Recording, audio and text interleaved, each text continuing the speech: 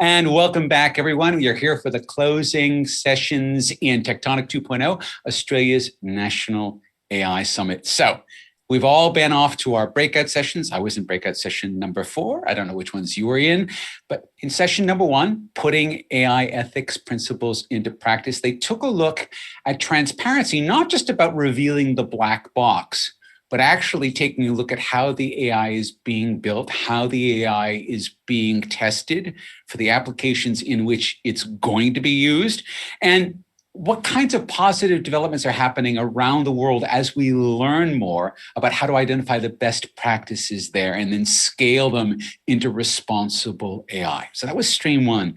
Stream 2, the next wave of AI technologies, and this was a popular one. So we heard, as you'd expect, that the pace of AI development is accelerating rapidly. It's changing, that we have, of course, the natural human tendency to overestimate the impacts in the short term and underestimate the impacts in the long term.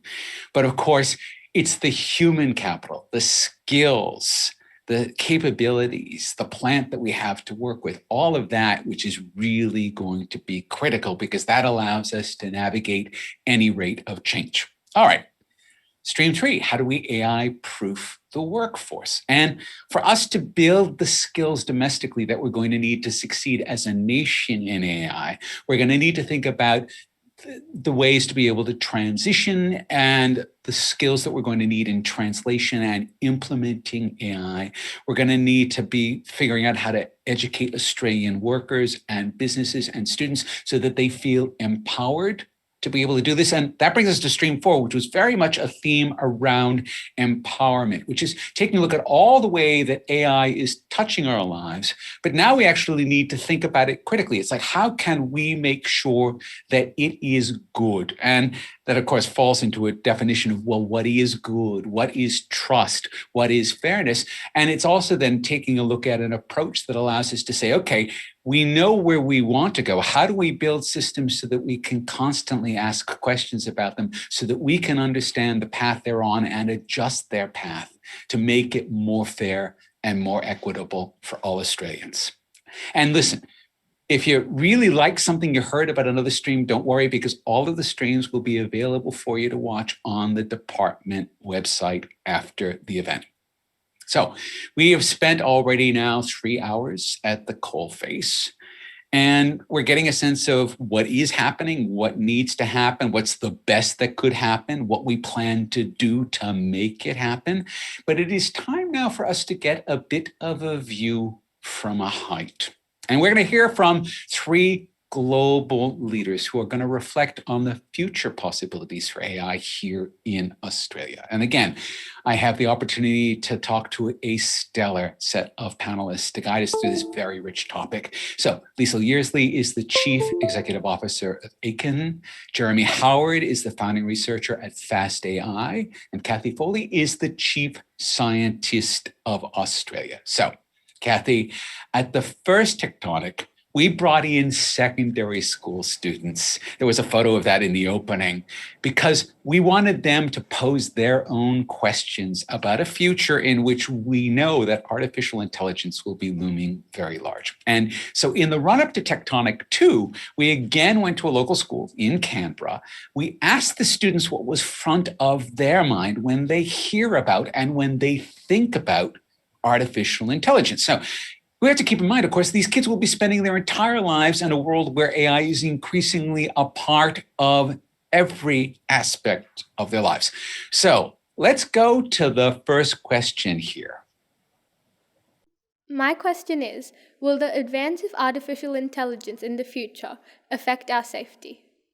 All right, Kathy, what do you reckon? I mean, this is one of the core questions that we're asking is this going to make for a safer world? Look, it's so important that this is being raised, and it's fantastic it was the first question because I think safety of any new technology is absolutely critical. And I'll have to say that I think there's, in general, good things. So imagine if we've got to a point for personal safety, such as getting to a point where our Fitbits or any of our devices that we wear now get to a point where they gather information And AI is able to go through and analyze that and say, you're going to have a heart attack in half an hour's time. And before I have it, the ambulance is at my door coming and giving me a trip to the hospital so I could get my triple bypass. So that sort of thing is something which I think is going to have an enormous impact on us. At the moment, it sounds a bit like science fiction, but these things we're beginning to see happen already. And it's something where, when you were saying before, we overestimate the future or the current and underestimate the future. I'm not sure where that sits at the moment, but I think we're going to be seeing this come into our lives in so many ways.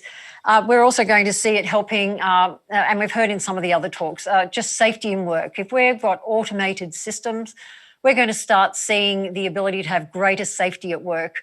I think we heard of one of the speakers talk about AI for being able to identify sleepiness and cognition of drivers when they're driving, and it's already made a 90% safety improvement on the road. How good is that? So they're the sorts of things where we're going to see things happen that will make us a safer world, I think, in many ways. Like with any new technology, there's always downsides. And I think the thing which we're beginning to realise now, just from the current development of digital technologies and social media, people are thinking, what is this data doing? Who's controlling it? Is it safe? How is it being used? And this is where us as a society needs to think now, prepare now for that social license and agreement as a society as to how we want to manage data, how are we going to have the rules and regulations about how it's collected and used. I think we might have seen Apple just advertising an app now where you can choose whether or not you're followed with your mobile devices. So we're seeing technology already beginning to respond to that. And I suppose the final thing is data security. And I think what we're seeing at the moment, cyber issues are huge. But what we're also seeing is the evolution of quantum technologies, which I think will be an add-on to and an accelerator into the future to make AI technologies that much better and more impactful. But what we'll also bring with that is things like quantum key encryption, which will actually allow the development of unbreakable security codes and things which will mean that we'll be able to have secure data. But we have to get that all ready. Jeremy, Liesel? I'll go next. Just a little bit of context. I've actually been building and coding and deploying AI systems for a really long time. Akin is a public benefit corporation. We're making AI systems for the habitat. They're going to run your whole home as a complex matrix. We're building them for NASA already. And we're starting to deploy them in tens of thousands of homes. My previous company became a global AI powerhouse and was acquired by IBM, and we were delivering about 60 million live AI human interactions at the time of acquisition, and had about 6 to 10 giant Fortune 100 companies using it and tens of thousands of developers. So I've been around a little bit in AI. Around safety, I think there is, to reference your opening comment there's the near term and the far term. Near term, absolutely. Would I rather have an AI tracking if I'm okay or some random person who turns up once a week? If I was crossing a street at 10 o'clock on a Saturday night in a busy suburb, would I rather be in a street that's 100% AI powered cars or 100% humans? Absolutely 100% AI powered cars. Humans are buggy. We're emotional, we do dumb stuff. So I think in the near term, AI is going to power a lot more. We're already using AI, in our braking systems, in our cars, and all sorts of things that we don't even realize we're using it. Long term, I think it's a little bit more oblique and a little bit more dark for me.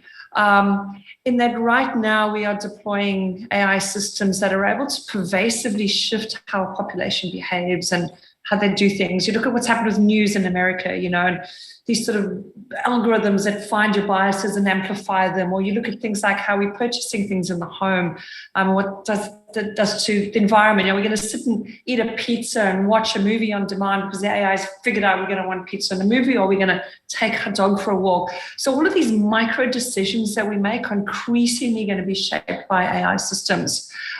Even how we treat other people. We're moving into a world where about a third of our relationship time is going to be with some form of AI. And if they're trained to be submissive, if we end up with an army of robots in our home doing our bidding, what sort of people are we going to become? What sort of life choices are we going to make? And there, the safety is going to become a little bit more that we'll belong. Our persuasion, our decision making is going to slowly be kind of battened down to this minimal cognitive cycle, most pleasure kind of world if we keep going with current trends. So I'm really interested in us thinking about AI, not just around, regulating and data bias, but really thinking about optimization. There's a classic thought experiment in AI, that the paperclip problem, where someone said, what if you trained the world's best AI to go out and, make paperclips? And it got that good. It just kept going until it mined every single thing on the earth. It melted that frying pan and it melted my pen. And we ended up with a mountain of paper clips and nothing else in the world. So that's a classic AI optimization gone wrong. So I think in these early days is where we really should be thinking about companies and people who use AI, which is increasingly every one of us, to think about how this is optimizing our lives. If you want me to talk about singularity, I can, but we don't have a lot of time. That's all right. Jeremy? I think it's closer than we think. That's all I'm going to say. One of my biggest concerns is that the answer to the question of will it make us safer is that the answer might be it depends who you are. AI has the ability to increase inequality in ways that deeper and more substantial than most people realize, and it's because of something called positive feedback loops. Let me give you an example. So I spent the last 10 years in the US, so apologies if most of my examples are a little US-centric. But in the US, Black Americans are arrested for marijuana possession about 7 times more often than white Americans, despite using marijuana at about the same rate. So there's an underlying bias in data around arrests based on race. Furthermore, in the US, it's increasingly common for police departments to use something called predictive policing algorithms, which is where they use machine learning to try to figure out where people are likely to be arrested. And that's trained by looking at arrest rate data. Based on that data, many American police departments send police to the places that the machine learning algorithm predicts there will be arrests. As a result of which, there are more arrests. That data then goes back into the algorithm to predict where there's going to be more arrests. And that then says, oh, there'll be more arrests in the places that the police previously we told you there'd be arrests. This is an example of a positive feedback loop. And this happens everywhere in machine learning unless you very intentionally try to avoid it. So any biases caused by history or culture or data issues get enhanced. And this is one of the reasons that I'm concerned that AI may make you more safe if you are already in a position of privilege. And the only way to stop this is to ensure that there's there's a really good diversity of people working on the technology, because they're the people who understand the capabilities and limitations of the technology, but also the culture and society in which they operate. Absolutely. All right. Next question from our students. And Jeremy, I want you to take the first crack at this one, although I can tell from Liesel talking about the singularity, she's going to want to answer this one too. So next question coming in. My question is, will AI have an effect on the development of humankind? So that is a deep future question. Where is it going with the development of humankind, Jeremy? Well, as it happens, I started the data science group at Singularity University, so I have something to say about that as well. But what I will say is I want to focus on the time frame for which the asker of this question is likely to care about, the next 20 or 30 years. And the answer is it's going to make a big difference. And the reason why is that there's been a recent step change in human capability. Back in the late 50s and early 60s, scientists started developing something called neural networks. And the first one was deployed in the early 60s. And it was a huge machine with lots of wires, but it didn't do very much at all. Neural networks continued to do very little for decades and decades and decades. And so much so that people again and again decided, this is hopeless, this is stupid. And we had these things called the AI winters. something happened in 2012 that almost nobody noticed. It is in 2012, one of these neural networks outperformed humans at the very human task of recognizing traffic signs. Now, that's not a very exciting problem, but the very idea that suddenly humans can be better at looking at things, and people told us that something happened.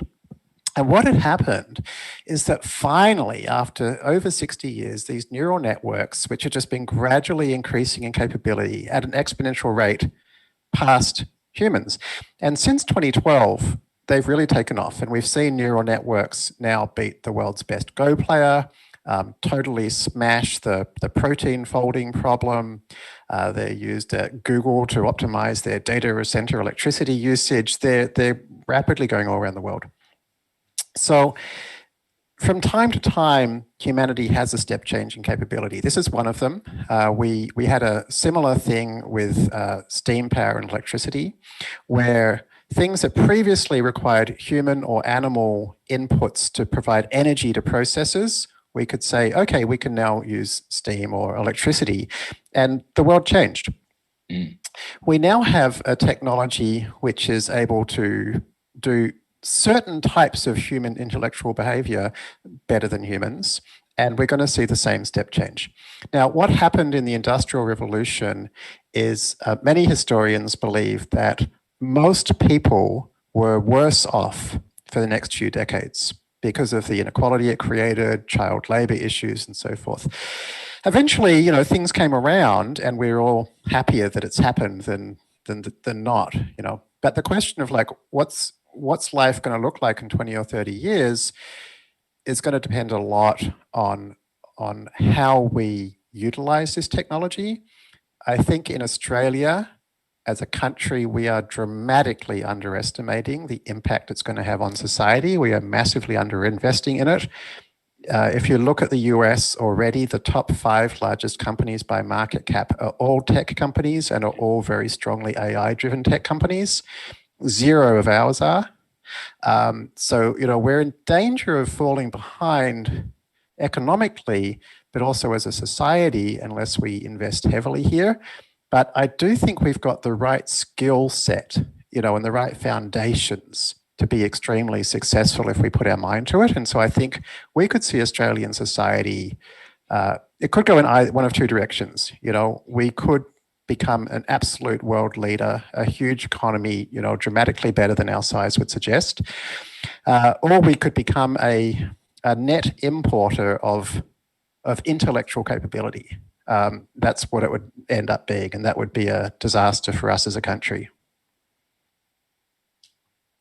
Kathy, do you want to have a go at that one? Yeah, so I want to add on to that is 2 things. The first one is just looking at the opportunity to really see how we can make AI into something which does create a more balanced and even society. And that's where we've heard already that there's the potential to go in a couple of different ways. But can we actually look at how we actually make the decisions on the algorithms we design? And I think that's where I'd like to come back to thinking about the equity, the diversity and inclusion of those people who are creating the algorithms and creating the actual technologies themselves. If you think about, for example, we've heard gender is an issue, and that we don't have enough women wanting to become AI scientists or data scientists. So that's one thing, and it's a very small proportion of women in the industry. And so we need to change that, because that will impact how decisions and how the algorithms are developed. So, and then there's also the cultural thing. We were hearing even about the safety examples before. We've also got, apart from just cognition and ability to make better decisions, there are also deep cultural decisions that are made by us, which are dependent on where we've come from. And I think the classic one is if a car has an autonomous vehicle is going to run into something, is it the child or the older person, the granny or the child? And it very much depends on from your culture. In some cultures, the child is everything. In other cultures, the elderly are the highest priority. So that's something where it's going to be really tricky to know how to do and how to manage and engage with that as we develop AI capabilities. But the thing that we need to understand is, what is that going to mean for us as a society? So we're talking about how is this going to develop humankind? I'm wondering whether it's, again, got two ways to go. One, which is sort of separating out cultures because of the biases that we have that are created. And can we actually work out ways to improve on that? So I guess that's one aspect. And then I just want to go back to the actual our brains as they develop. I don't know about you, but when I was in high school, I knew about 200 phone numbers. I'm lucky to know one or two now. So our mobile phones are actually our brain extensions. So my brain's got really lazy at learning certain sorts of things. And I don't know what that means for my brain cognition as I get older. But I also noticed for my children when they were little, they're in their 30s now, but when mobile phones were first invented and they had, screens and menus and things like that, I was sort of dithering around trying to figure out how to use them. At that time, I think 6 or 7-year-old son just picked it up and was programming it and doing it straight away. How did he learn that? And so I think we're going to be seeing quite a differentiation across the age groups and of those who are just engaged, pick it up because it's you could sort of crudely say, in our DNA because of what they're exposed to by whatever means from the moment they're born. And the school children are answering those questions now, or asking those questions now, have actually identified that when they're going to be our age, this is going to be just everyday stuff. They've navigated it. And then how do we, who are the older generation, going to be able to be, we're going to live for a lot longer. So how are we going to be able to make sure that we're part of this emergence of a new technology that's going to be so pervasive, it'll change all our lives in many ways? All right, Liesel, should I just be giving up now and throwing in the towel because I'm, getting up there? Or can I have some hope that AI development in humankind will actually affect me as well? I'm actually a bit of an AI pessimist, quite frankly, but that's why I'm doing something about it and building a public benefit corporation. It's an AI company. We aim to have enormous gravity in the world and be in about a third of households. I just want to touch on a few points to Kathy's point about gender. If we are indeed going to be moving into a world where more than half of our decisions are made by AI at government or corporate or household level, and yet half of our population is not part of that development. It's not just about getting young women into STEM and studying AI. AI touches our lives when it gets out the lab and gets into the world and scales into the world.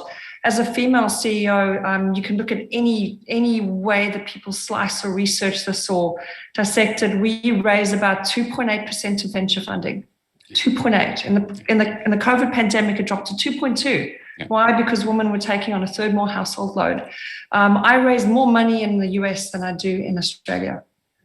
We are behind the US in gender bias and venture capital.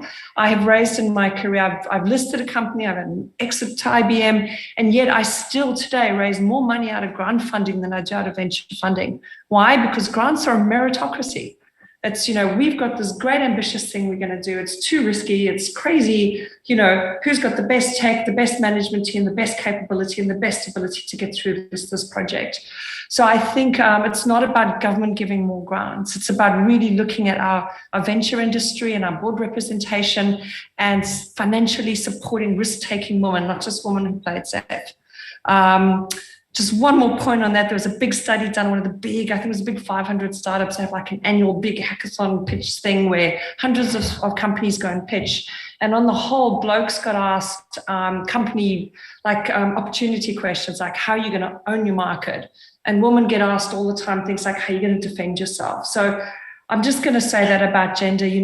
I run my AI company differently. My last company was the first company in the world to put human level interactive agents in banking frontline. Nowadays, they you see them everywhere. You go to your bank and there's a pretty skilled chatbot that'll talk to you. We were the first. This was like 10, 12 years ago in Australia, right here. And you know what would happen? People would be mean to these typically female bots. They would say, you're stupid, you're dumb, you don't know what you're talking about. And our clients would say, oh, well, the customer's always right. And I would say, actually, no. We are teaching people to behave badly to a submissive section of the population, and they were transferring that behavior. So I used to build in rules. We called them the nice guy, nasty guy score. And if they started behaving badly, we'd go blap, blap, blap, and end the call. And, I'm not bashing anyone here because, women are just as bad, but probably sounds like I'm bashing, so I'll just put it on the table. What I'm saying is I think about the problem differently. I think about how we're training a population. I used to be a teacher, so I think about the world my son is going to grow up in, and what sort of decisions he's going to have made around his life. I know we don't have a ton of time, so I just want to talk quickly about the original question was, where is AI going? There is a third wave coming. We've heard a lot about neural networks, and they actually did come about in the 80s and 90s. Back in the 50s and 60s, we had your expert systems or symbolic reasoning. They could reason, but they didn't learn well. Neural nets can learn a lot, but they don't reason well. Even AlphaGo that we talked about earlier, that state of the art, beating the AlphaGo game. Think about AlphaGo for a minute. So the AI is cracking it, yeah, but AlphaGo has a defined goal. You know how to win. It has defined variables. It's got black and white pieces. It's got 20,000 games that it's been able to watch play. When last did you walk into one event in your life? Today, where you walked into a new room or a new scenario and you had a defined goal, perfectly articulated variables, and 20,000 data sets of how this was won or lost in the past. We don't reason like this, okay? We have what's called adaptive reasoning. If you want to look more at this, DARPA's done some very thoughtful pieces on this third wave of AI. If you take the average neural net today and you try to put it in a human brain, it would melt our cortex. So it's inefficient. We're just throwing enormous amounts of biased data and compute power at it. But there is a third wave of AI coming. We're working on it in our lab. I'm absolutely sure there are other labs around the world working on it. And it's going to bring about a new generation of AI that will be almost indistinguishable from humans and how we act and reason, which makes it even more important for us to think about. It won't be knowable. We can't know everything about how it's thinking. I don't know why my adaptive brakes have decided to slow down because it knows more than I do. So that's not the answer, but the answer is what is the outcome? What do we end up with? Do we end up with a better society, a better life, safer roads? My last point on singularity, and then I'll stop. Well, actually, no, hold that, because you get the next question, and trust me, this is a setup for you. All right. So can we play the final question, please?